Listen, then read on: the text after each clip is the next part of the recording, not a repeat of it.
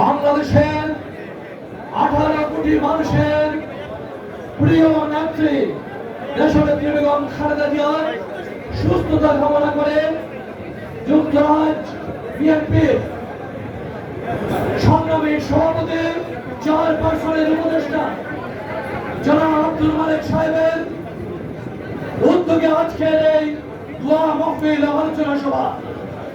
এই আলোচনা সভায় প্রধান অতিথি হিসেবে উপস্থিত রয়েছেন বাংলাদেশ জাতীয়তাবাদী দলের যার নেতৃত্বে বিগত 17 বছর ইসলাম কমিটির পক্ষের মাধ্যমে আমরা সংগ্রাম করে গেছি, একটা ফ্যাসিস্ট রেজিমকে আমরা বিতাড়িত করতে পেরেছি।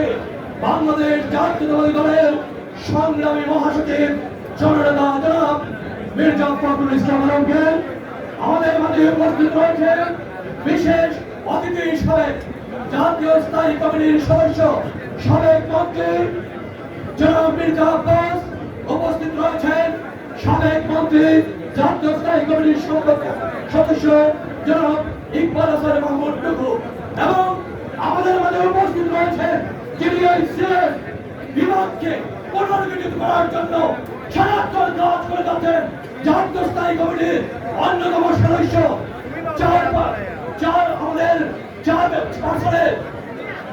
চিকিৎসক হিসাবে যিনি ইতিমধ্যে প্রতিদিন কাজ করে যাচ্ছেন জনাব এএম জাহিদ হোসেন ডাক্তার, সংগ্রামী এবং বিভিন্ন পর্যায়ের নেতৃবৃন্দ কেন্দ্রীয় এবং স্থানীয় পর্যায়ের আমরা অনেক নেতৃবৃন্দ রয়েছেন বক্তব্য রাখতে।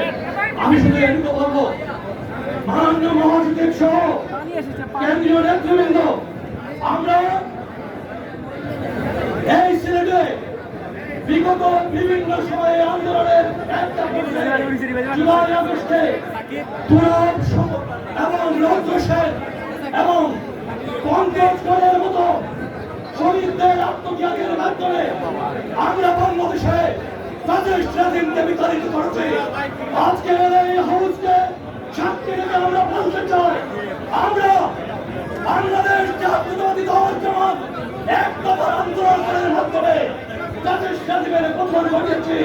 আমরা এখন 31 দফা সংস্কারের মধ্য দিয়ে আগামী দিনে রাষ্ট্র সংস্কারের যে 31 দফা, সেই 31 দফা সংস্কারকে যাতে বাস্তবায়ন করতে পারি, তার জন্য একটি নির্বাচন অনির্বাচিত করা হয়। তার জন্য এই পুরো সিলেটবাসী আমরা ঐক্যবদ্ধ রয়েছি। আজকের এই মিটিং যে কোনো পর্যায়ে যে কোনো ধরনের আন্দোলন করেন, সংগ্রাম করেন, তার রাজপথ করেন, সিলেটবাসী কোনো বিস্তার হবে না। আমি আর বক্তব্য দীর্ঘায়িত করব না, পরিশেষে আপনাদের আজকের সিলেটের আগমনকে শুভেচ্ছা এবং আমার বক্তব্য শেষ করছি। বাংলাদেশ জিন্দাবাদ।